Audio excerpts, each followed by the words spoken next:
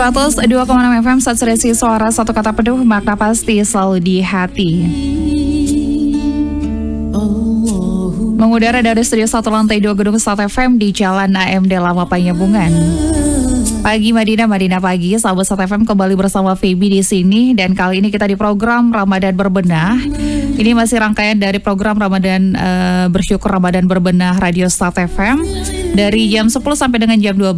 Tapi selama 1 jam kita bakalan berdialog interaktif bersama narasumber kita yang sudah sengaja kita undang di hari ini, sahabat Sat FM. Baik sahabat Sat FM, di hari ini kita bakalan membahas mengenai tema yaitu kado istimewa di bulan Ramadan ya Pak ya. Baik Pak, terkait tema kita untuk hari ini bisa dijelaskan mungkin apa itu kado istimewa yang kita dapatkan di bulan Ramadan ini Pak? Alhamdulillahirabbil alamin, wassalatu wassalamu ala Rasulillah sallallahu alaihi wasallam.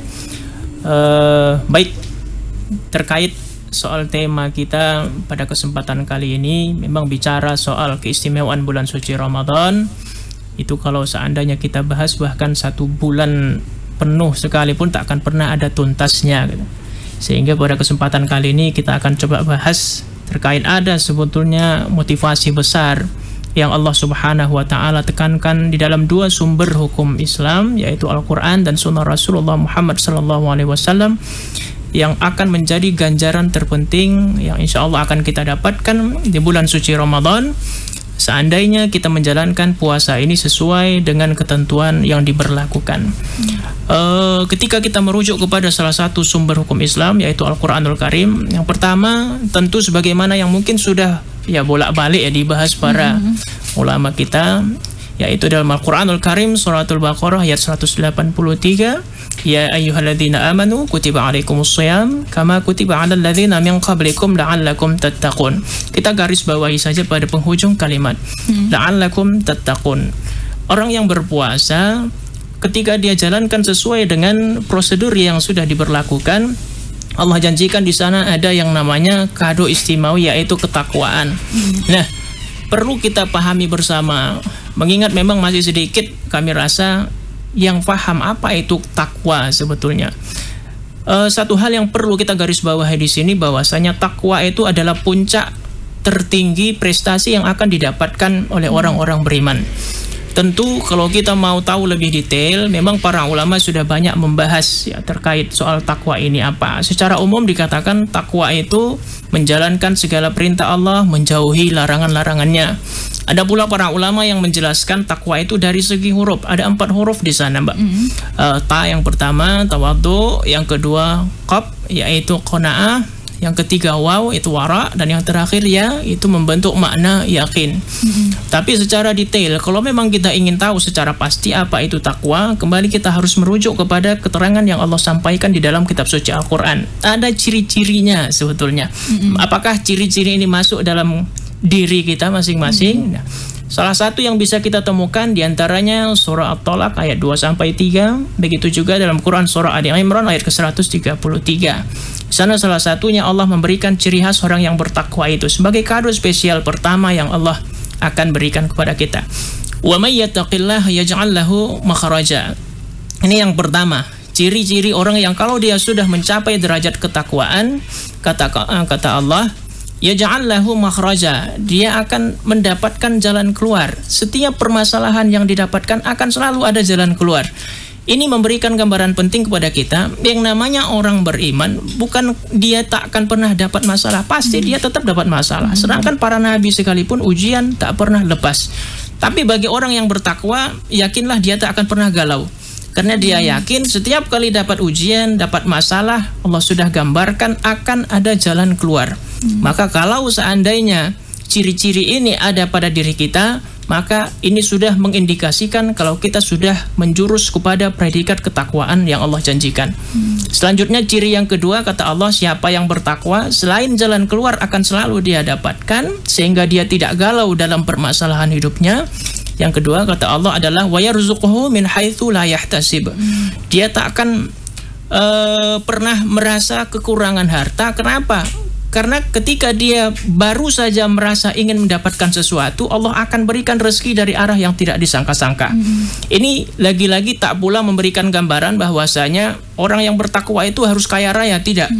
Karena tidak sedikit ada orang kaya raya justru galau semakin membahana, hutang semakin banyak. Sehingga takwa di sini memberikan gambaran bahwasanya kalau seorang sudah mencapai derajat ketakwaan, ketika dia membutuhkan sesuatu, pasti Allah cukupi. Bagaimanapun caranya, Allah kasih jalan dari arah yang tidak disangka-sangka. Ini salah satu gambaran yang Allah terangkan di dalam Al-Quran, surah At-Talaq, terkait ciri-ciri orang yang bertakwa. Nah, selanjutnya yang kedua, secara ringkas kita bahas, kado istimewa yang Allah janjikan. Ini bisa kita saksikan, kita cerna di dalam salah satu hadis Rasulullah Muhammad SAW, hadis riwayat Imam Bukhari. Selain tadi yang pertama takwa, yaitu yang kedua maghfirah, ampunan. Man shama ramadhana imanan wahtisaba ghufira lahu ma taqaddama min dzambi. Siapa yang berpuasa di bulan suci Ramadan imanan wahtisaba, dengan keyakinan yang betul-betul istiqomah keimanannya kepada Allah yang kuat, wahtisaba, semata-mata mengharapkan ganjaran dari Allah, ghufira lahu ma taqaddama min dzambi, ampunan akan Allah berikan kepadanya atas dosa-dosa yang telah lalu. Rekan-rekan sekalian, kalau kita merujuk dari dua hal ini, antara takwa dan ampunan, ternyata ini ada saling keterhubungannya. Nah, makanya ketika Allah menggunakan kata tattaqun, di sana Allah lalui dengan kalimat la'alla terlebih dahulu, supaya kamu bertakwa. Mudah-mudahan kamu bertakwa. Itu bahasa terjemahan sederhananya.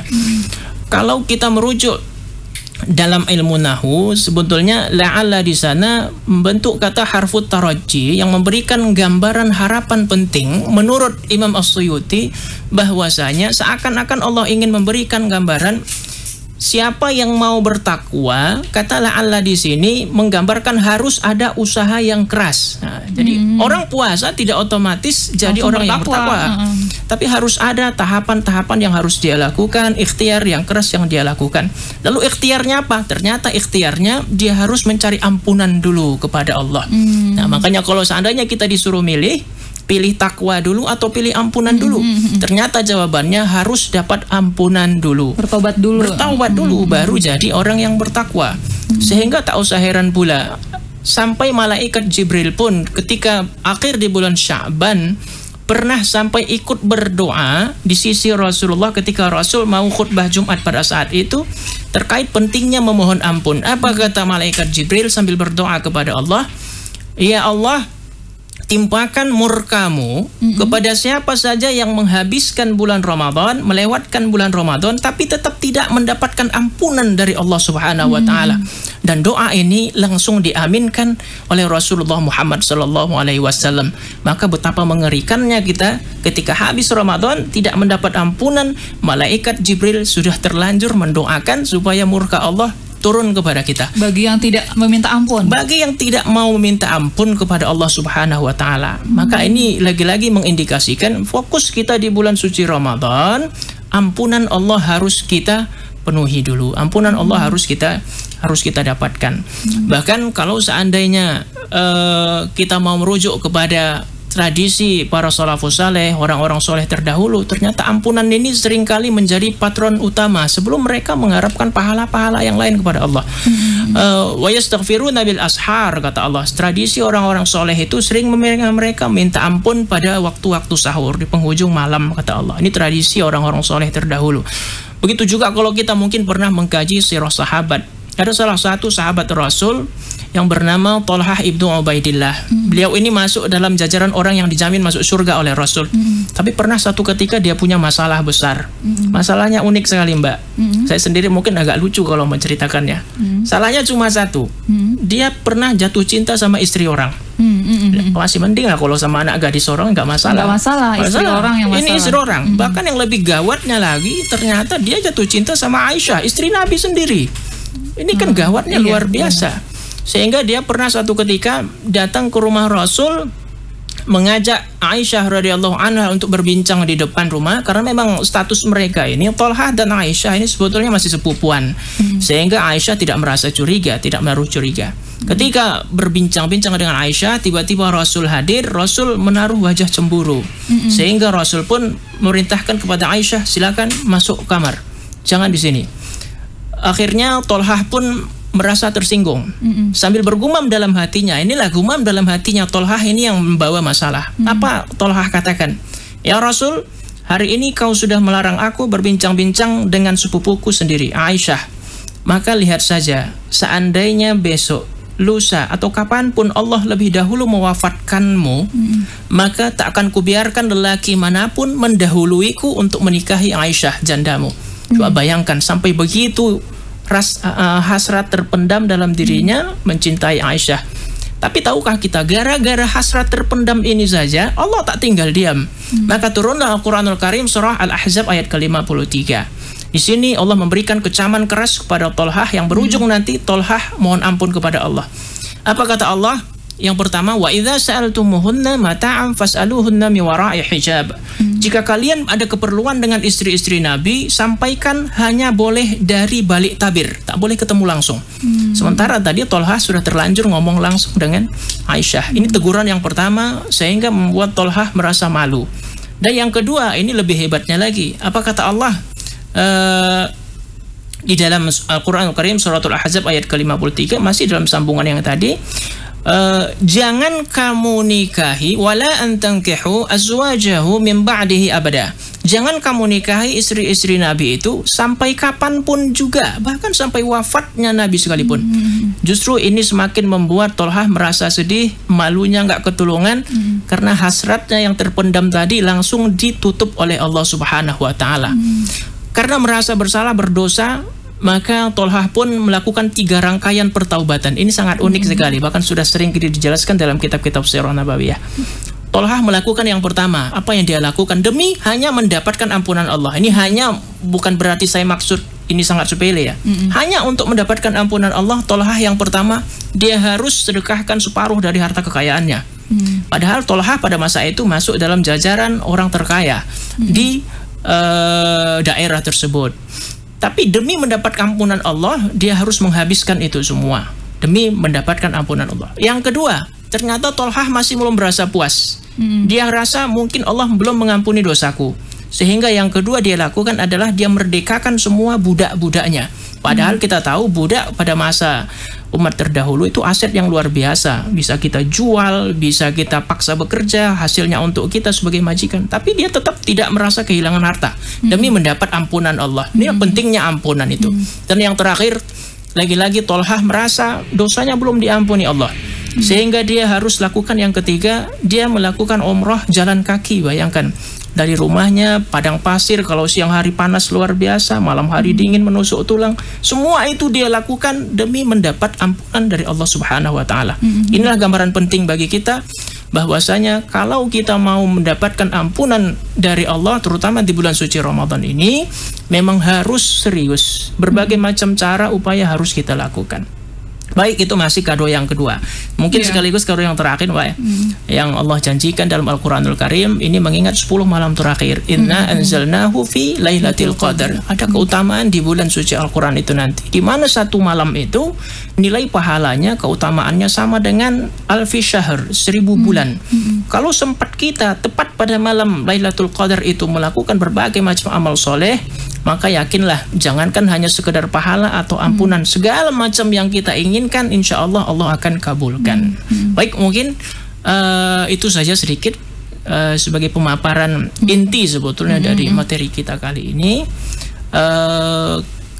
Intinya sebetulnya, sebelum nanti kita tutup, ketika memang kita ingin mendapatkan 3 hal ini, 3 poin ini, yakinlah bahwasanya patron utama dari segala macam amal ibadah yang kita lakukan itu ada pada titik poin yang kedua tadi, yaitu ampunan dulu terlebih dahulu. Jangan berharap besar dapat prestasi ketakwaan, jangan harap besar dapat malam Lailatul Qadar kalau kita belum serius memohon ampun kepada Allah Subhanahu wa Ta'ala.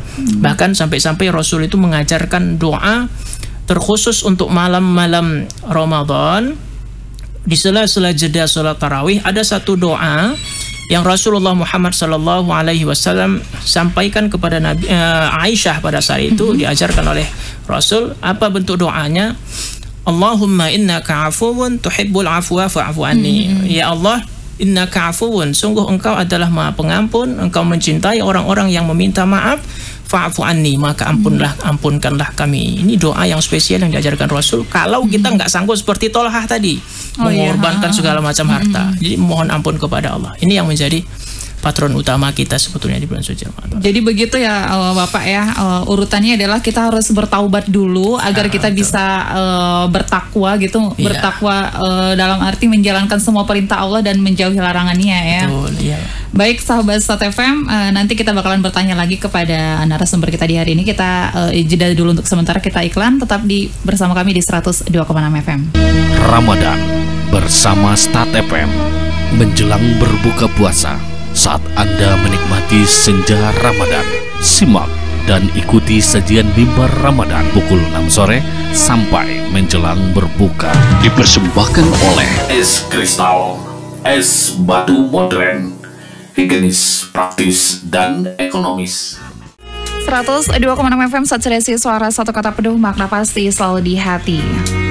Baik sahabat Start FM, kita masih di program Ramadan Berbedah dan kita masih bersama narasumber kita di sini Bapak Alimuddin HMMSI, dan kita juga masih membahas ya mengenai kado istimewa di bulan Ramadan ini. Dan tadi udah ada 3 ya Pak ya, kado istimewa di bulan Ramadan yang bakalan kita dapatkan apabila kita bertakwa ya kan. Salah satu tujuan ibadah puasa memang agar umat Islam mencapai tingkat ketakwaan tadi ya Pak ya. Iya betul. Nah pertanyaannya gimana nih agar kita bisa mencapai tingkat ketakwaan tersebut gitu? Bagaimana cara kita agar bisa mencapai tingkat ketakwaan tersebut Pak? Ya baik, terima kasih Mbak. Ketika kita bicara soal upaya usaha yang harus kita lakukan untuk mencapai derajat ketakwaan ini, memang kembali kalau kita merujuk kepada keterangan-keterangan yang Allah sampaikan di dalam kitab suci Al-Quran, kita bisa melihat lewat indikasi-indikasi yang disampaikan Allah. Tadi mungkin sedikit sudah kita berikan gambaran terkait ciri orang yang bertakwa. Itu akan selalu diberikan jalan keluar dari berbagai macam permasalahan yang dia dapatkan. Kemudian juga akan Allah berikan rezeki dari arah yang tidak disangka-sangka. Ini sebetulnya ciri-ciri yang sudah Allah gambarkan. Tapi tetap kalau kita merujuk kembali, ada salah satu sebetulnya firman Allah Subhanahu wa taala dalam Al-Qur'anul Karim, suratul Ali Imran ayat ke-133. Yang mana ini juga sebetulnya menjadi ciri khas sekaligus lagi-lagi upaya bagaimana kita agar bisa menjadi orang yang bertakwa. Apa kata Allah Subhanahu wa taala? Wasari'u ila maghfiratin min rabbikum wa jannatin arduha samawati wal ard uiddat lil muttaqin. Bersegeralah kamu menuju ampunan Tuhanmu yang mana surganya seluas langit dan bumi. Dan ini kata Allah hanya diperuntukkan bagi orang-orang yang bertakwa. Jadi kalau kembali kita bertanya apa usaha yang harus kita lakukan, tetap yang pertama usaha kita harus ila maghfirah, ampunan Allah dulu. Memang kadang kalau kita sepele, apa sih utamanya mohon ampun kepada Allah. Ternyata jangankan kita mungkin yang dipenuhi dosa sekelas Rasulullah Muhammad SAW sendiri pun yang sudah dijamin ketakwaannya, tetap Rasul itu pernah menyampaikan satu hadis yang menyatakan ya ayuhan nas tubu ilallah wastaghfiruh fa inni atuba fil yaum mi'ata marrah. Wahai sekalian manusia, taubatlah kamu kepada Allah, mohon ampun kepadanya. Fa inni atuba fil yaum mi'ata marrah. Sedangkan aku sekalipun memohon ampun kepada Rabbku mi'ata marrah, 100 kali satu hari. Itu Nabi. Berarti tetap kalau kita bertanya apa usaha yang bisa kita lakukan, tetap yang pertama dan yang paling utama tetap mohon ampun dulu kepada Allah Subhanahu wa taala. Itulah upaya yang paling harus kita usahakan. Selanjutnya tentu tidak hanya sekedar mohon ampun, tetap terutama di bulan suci Ramadan ini bisa dikatakan sebagai bulan tidak hanya penuh hikmah, penuh ampunan, tapi juga pahala dilipat gandakan. Maka jangan pernah menyia-nyiakan waktu kita sedetik pun tanpa harus ada konsekuensi pahala yang kita dapatkan. Tentunya dengan cara melakukan berbagai macam amal-amal soleh. Rasulullah Muhammad SAW bersabda, "Man qama Ramadhana imanan wa ihtisaba, ghufira lahu ma taqaddama min dzambi." Kalau hadis yang pertama tadi man shoma ramadhana, sekarang man qama ramadhana. Apa bedanya? Qama itu artinya berdiri sebetulnya. Tapi makna berdiri di sini ini menggambarkan man qama, siapa yang mendirikan bulan-bulan suci Ramadan itu menggambarkan berdiri untuk melakukan berbagai macam amal soleh. Nah, ini dia qoma itu berdiri, man qoma bermakna mendirikan malam-malam di bulan suci Ramadan dengan berbagai macam amal soleh. Mungkin kalau secara sederhana kita katakan malam itu waktu yang tepat untuk sholat malam. Bisa kita lalui dengan yang namanya melakukan ibadah sholat tarawih di malam bulan suci Ramadan. Ini mungkin salah satu upaya yang bisa kita dapatkan untuk mencapai derajat ketakwaan. Kalau memang kita ingin fokus mendapatkannya di bulan suci Ramadan lewat momentum Ramadan ini. Qoma juga bermakna amal soleh bisa dilakukan tidak hanya di bulan suci Ramadan ini dengan sholat malam tarawih, tapi juga bisa dilakukan dengan berbagai macam ritual agama lainnya, ritual agama Islam lainnya tentunya seperti membaca Al-Quran. Karena Al-Quran itu dikatakan Allah Subhanahu wa Ta'ala memang momentumnya diturunkan di bulan Ramadan. Syahrul Ramadan alladzi unzila fihil Quran. Jadi itu yang kedua. Selain sholat malam, bisa juga dengan memperbanyak membaca, mentadaburi ayat suci Al-Quran. Atau bisa juga dengan melakukan berbagai macam praktik zikir kepada Allah Subhanahu wa Ta'ala. Jadi tidak ada fokus kata qoma itu harus sholat malam saja, tidak. Tapi segala sesuatu amal soleh yang kita lakukan gunanya untuk menghidupkan, mendirikan malam-malam Ramadan, ini bisa menjadi usaha kita untuk mendapatkan derajat ketakwaan.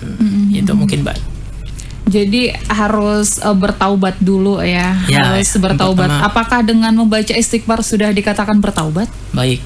Nah, kalau kita memaknai istighfar itu dari segi praktek lafaz saja tanpa dilakukan dengan aktualisasi, ini bisa dikatakan hanya omong kosong saja. Soalnya yang Rasulullah Muhammad SAW sampaikan tadi bukan hanya sekedar istighfar, tapi atuba fa inni atuba fil yaum, aku bertaubat kepada Rabbku. Artinya di sini tidak hanya sekedar istighfar, tapi bertaubat, serius memohon ampun kepada Allah Subhanahu wa Ta'ala. Taubat dalam bahasa Arab berasal dari kata taba, itu artinya kalau Imam An-Nawawi menjelaskan kata taba itu ar-ruju'u minadz-dzambi, kembali dari yang namanya dosa-dosa. Artinya dosa harus ditinggalkan. Itulah salah satu tidak upaya, mengulanginya lagi. Tidak diulangi lagi, ya, meninggalkan, tidak mengulangi, menyesali. Bahkan Imam An-Nawawi mengatakan sampai harus dilakukan dengan menutupinya dengan cara memperbanyak amal-amal soleh. Kalau yang pertama tadi melakukan kesalahan, tutupi dengan amal-amal soleh. Ini yang bisa kita lakukan. Jadi jangan sekedar istighfar saja. Jadi ada ritual khususnya nggak nih kalau untuk pertaubatan ini? Kalau pertaubatan ada sebetulnya, tapi ini masih perlu kita kaji kembali. Ada yang mengatakan dengan mandi taubat, katanya seperti itu. Membersihkan diri. Membersihkan diri. Dengan bersedekah, kemarin aku pernah dengar juga bertaubat dengan bersedekah, membuang hal-hal yang buruk di dirinya dengan menimbang badannya gitu kan. Seberat apa badannya itu yang disedekahkan gitu. Apa itu termasuk bertaubat juga? Sebetulnya kalau kita bicara dari dua sumber rujukan hukum Islam itu tidak ada. Apalagi sampai mandi taubat katanya mandi tadi. Taubat. Ini sebetulnya kalau kita merujuk kepada sisi historis di negara kita, Nusantara ini kan terlebih dahulu ada agama Hindu. Ini mohon maaf kalau kita harus jujur saja belak-belakan bicara. Mandi itu sebagai ritual penghapus dosa itu hanya dilakukan oleh orang-orang Hindu. Makanya mereka itu kalau mau menghapus dosanya mandi di Sungai Gangga. Tapi kita juga ada ritual itu loh, Pak. Kalau misalnya mau menjelang puasa nih mandi gitu. Itulah makanya para ulama itu yang nggak benar ya. Itu sebetulnya kalau memang mau kita objektif dalam menilai dari segi hukum itu tidak ada. Itu hanya sekedar tradisi. Mungkin kalau ada yang mengatakan itu kan tradisinya baik, ya silakan. Tapi jangan pernah mengatakan itu hukum.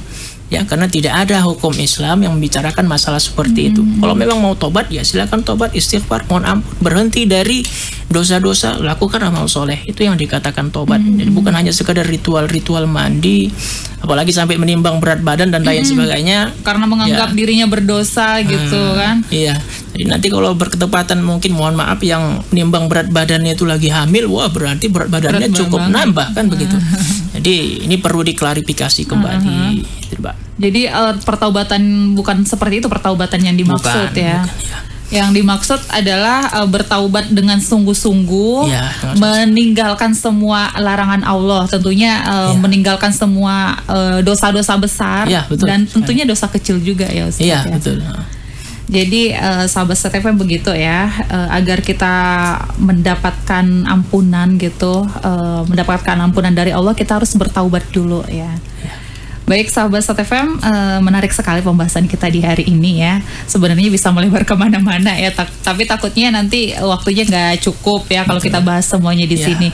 Dan yang terakhir tadi yang Ustadz bilang 3 kado istimewa itu adalah yang terakhir malam Lailatul Qadar. Malam Lailatul Qadar. Iya, betul. Itu yang harus kita hidupkan di 10 malam terakhir. 10 malam terakhir. Ini kalau dari keterangan dari Rasulullah Muhammad SAW, itu di 10 malam terakhir yang ganjil.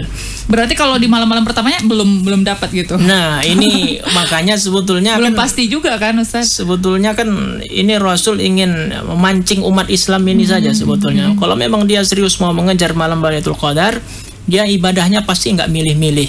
Kalau sudah kata Nabi 10 malam terakhir, ini jangan semakin dipersempit lagi. Walaupun memang ada keterangan mengatakan di malam-malam ganjil. Cuma saja, apalagi kalau di mohon maaf di negara kita ini kadang ada perbedaan mengawali bulan suci Ramadan dari dua ormas.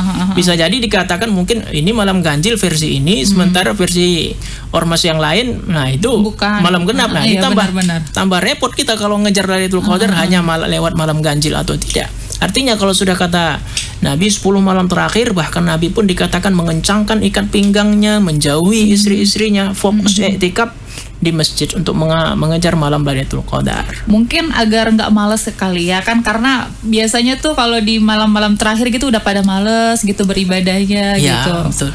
Ya, supaya lebih bersemangat lagi. Tapi intinya kita nggak boleh memilih-milih ya. Kalau kita memang bersungguh-sungguh, kita menjalankannya di malam pertama sampai terakhir pun tetap bersungguh-sungguh. Kita harus istiqomah ya Ustadz ya. Baik sahabat STFM, sebelum kita nanti kesimpulannya ya, kita jeda iklan dulu untuk sementara. Tetap bersama kami di 102,6 FM.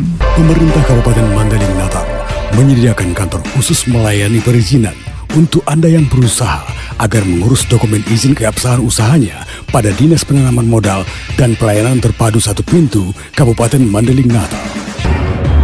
Ayo, urus dokumen izin usaha Anda untuk mendapatkan kepastian hukum dan kenyamanan dalam berusaha. Dokumen lengkap, 1 hari selesai. Kami siap melayani Anda. Iklan layanan masyarakat ini dipersembahkan oleh Dinas Penanaman Modal dan Pelayanan Terpadu Satu Pintu Kabupaten Mandailing Natal. 102,6 FM Satsresi, suara satu kata penuh makna pasti selalu di hati. Baik sahabat STFM, ini di segmen akhir ya Pak ya. Di program Ramadan Berbenah, dan terkait tema kita kado istimewa di bulan Ramadan, yaitu ketakwaan, ampunan atau maghfirah, dan Lailatul Qadar. Nah, kesimpulannya apa nih Pak? Ya, baik. Terima kasih Mbak. Kalau kita simpulkan sebetulnya dari Al-Quranul Karim surah Toha, Allah Subhanahu wa Ta'ala berfirman, Bismillahirrahmanirrahim, Toha ma anzalna alaikal Qur'ana litasqa. Tidaklah kata Allah, kami menurunkan Al-Quran itu supaya kamu merasa susah, merasa berat. Kata Al-Quran di sini merujuk kepada isi kandungan Al-Quran yang berupa syariat, termasuk salah satu di antaranya adalah syariat puasa. Tidak sedikit orang yang menganggap puasa itu memberatkan. Apalagi ini momentum Ramadan, seringkali penyakitnya di Indonesia, harga kebutuhan semakin meningkat, anak mau beli baju baru dan lain sebagainya. Maka ketika kita merasa terhimpit, terjepit seperti itu, kita merasa susah dengan kondisi seperti itu, Allah berikan motivasi besar kepada kita agar kita tidak merasa susah. Apa itu? Ya, itu dengan 3 kado istimewa tadi, supaya kita menjalani waktu-waktu terjepit seperti di bulan Ramadan ini, saat lapar, dahaga, biaya kebutuhan naik. Sehingga 3 poin ini bisa membuat kita merasa nyaman, merasa tentram, senang untuk menyelesaikan tugas kita selama di bulan suci Ramadan. Yang pertama tadi adalah predikat ketakwaan. Kemudian yang kedua diselingi dengan maghfirah, mohon ampun kepada Allah. Sehingga yang terakhir juga kita bisa mendapatkan keutamaan malam-malam Lailatul Qadar. Nah, sehingga nanti ketika kita sudah insya Allah berhasil mendapatkan ketiga kado istimewa ini, maka nilai plus yang akan kita dapatkan selanjutnya adalah Idul Fitri, Aid kembali kepada fitrah, kesucian manusia. Maka jangan terlalu banyak berhayal kembali kepada kesucian tanggal 1 Syawal, sementara ampunan belum didapat juga, Lailatul Qadar tidak didapatkan, apalagi ujuk-ujuk mau mendapatkan predikat ketakwaan. Maka daripada itu, mari dengan berbagai macam daya upaya kita usahakan bagaimana agar yang namanya 3 kado istimewa ini tidak hanya sekedar motivasi dari Allah Subhanahu wa Ta'ala, tidak hanya sekedar kado, tapi ingat yang namanya kado, hadiah itu hanya bisa didapatkan kalau kita bersusah payah untuk bisa merebut predikat juara itu. Maka seriuslah dengan 10 malam terakhir ini. Mudah-mudahan lewat momentum 10 malam terakhir ini Allah Subhanahu wa Ta'ala memberikan kemudahan bagi kita untuk mendapatkan 3 kado istimewa tadi. Baik sahabat Stat FM, di bulan Ramadan ya, bulan yang dirindukan oleh semua umat Islam dimanapun mereka berada, banyak kegembiraan yang tidak bisa diungkapkan dengan kata-kata dan kalimat karena berbagai keutamaan yang terdapat dalam bulan Ramadan tersebut dan kado istimewa tersebut juga ya. Semoga kita bisa mendapatkan 3 kado istimewa tersebut, yaitu ketakwaan yang tinggi, derajat ketakwaan yang tinggi, dan ampunan dari Allah Subhanahu wa Ta'ala, dan tentunya malam Lailatul Qadar tersebut. Terima kasih sahabat Stat FM, dan terima kasih Bapak sudah hadir di studio kami, memberikan sedikit ilmunya ya untuk kita semuanya di sini, untuk kita bisa belajar ya sahabat Stat FM, sama-sama bisa belajar, sama-sama bisa meraih ketakwaan tersebut, meraih pahala dari Allah Subhanahu wa Ta'ala tentunya. Dan sahabat Stat FM, jangan kemana-mana, selepas ini masih bersama Feby. Terima kasih, selamat siang, dan Feby pasti selalu di hati.